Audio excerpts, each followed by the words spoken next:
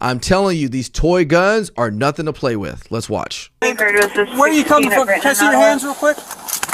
Oh shit! Hey, it's fake! Shots fired! Shots fired! It's fake! It's fake! It's fake! It's fake! It's fake! Shots fired! It's Drop to the fake. ground! Drop to the ground! It's fake. Drop to the ground! It's fake! Drop to the ground! fake. Drop to the ground!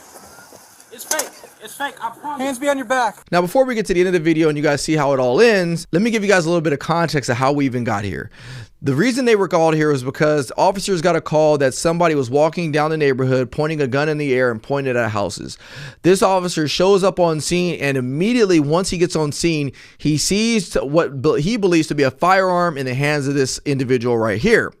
You will see, I'm going to rewind it for you guys, but I want you guys to see how quickly this unfolded the moment the officer gets out of his car and decides to utilize deadly force to overcome this threat. Let's watch it one more time. Where are you coming from? Can I see your hands real quick? Oh shit! Hey, it's fake! It's Shots fake. fired! Shots fired! From the time the officer threw his car into park and recognized the threat was 3 seconds to make a decision of whether or not he was going to utilize deadly force in order to overcome this threat. Do you think the officer had time to sit there, stop, and ask this person the question if it was a toy gun? No.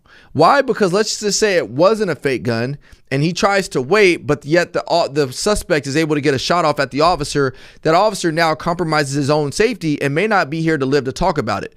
So the officer made that split-second decision because he's like, look, I know this guy has a gun. I can see it in his hand. I don't want to waste any time. I'm going to try to overcome this threat. Now, immediately, the suspects are saying it's fake, it's fake, it's fake, it's fake. And so I want you guys to keep in mind what happens next as we watch the end of this video. Hey, it's fake! It's Shots fake. fired! Shots fired! It's fake! It's fake! It's fake! It's fake! It's fake! Shots fired! It's Drop to the fake. ground! Drop to the ground! It's fake. Drop to the ground! It's fake! Drop to the ground! fake. Drop to the ground! It's fake! It's fake! I promise. Hands behind your back! Fuck! Hands behind your back! It's fake! All right, man, I'm here to help. Oh, shit, my hand hurts. Fuck! Fuck! Bro, I'm hurting from my head, bro. Let's get him medical treatment. Fuck, man. Fuck! Listen, I wanted to be safe. I did come. Get the cuffs up. Do I still got my pinky? Yeah, can you start with the reach? This male has Shit.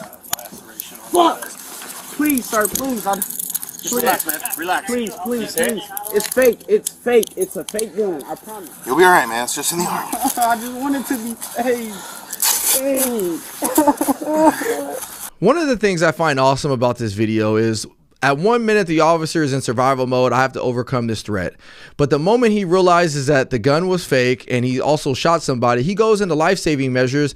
All of them actually do. They end up putting a tourniquet on this kid and they end up saving his life. This kid was 15 years old, walking around with a toy gun. So this one kind of refutes a lot of the myths that are out there that officers are just out to kill, innocent black people. I mean, it really, really does. If it comes where the rubber meets the road. The reason I say that is because the officer saw a threat, he shot the threat, and then he realized like, hey, look, let's try to save this kid's life. They put a tourniquet on him and he goes to the hospital with non-life-threatening injuries. But imagine though, let's just say this kid died. What would the headline say? Before we even saw the video, the headlines would say, officers shoot 15-year-old boy who had a fake gun in his hand.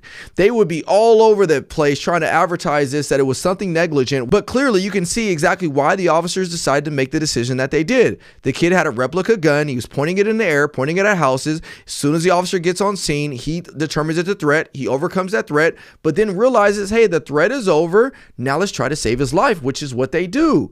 This was phenomenal police work, and I'm glad at the end of the day, this kid didn't die, but ultimately, I'm also glad that I can use this video as a lesson for everybody else as the dangers of carrying some of these replica firearms. There's no way as an officer that they know that your gun is replica. There's no way they know that unless you are able to tell them without reaching for it. And so why even play around with your life like that when you should just say, hey, look, I'm not going to carry a replica firearm out there because something like this can happen. The last thing I want to tell you guys about this video, which I find it very, very interesting, there has been studies in science that shows that when officers are involved in deadly threat scenarios like this one, he was so hyper focused on the actual threat, the gun, that he was able to get a single shot off in this kid's hand, which is where the gun was at. So physiologically, what we don't even see happening is that the officer zones in on where that threat is coming from, and he shoots the very hand that the threat, where the gun was at. Now, that is not something we train. Like I tell you, we don't train to shoot people in the legs. We don't train to shoot people in the arms. But you'll see, though, that physiologically, we will still respond in ways that we can't control. I guarantee you that officer didn't say, hey, I'm going to aim to shoot this kid in his hand. No, he didn't do that on purpose. He did it because science has shown that we will focus on where the threat is coming from, and that's where we will actually utilize, or that's where we actually shoot people. And at the end of the day, I think this is a happy ending because this kid is lucky that he did not die. So there's a lot of things we can learn from it. What do you guys think in the comment section below?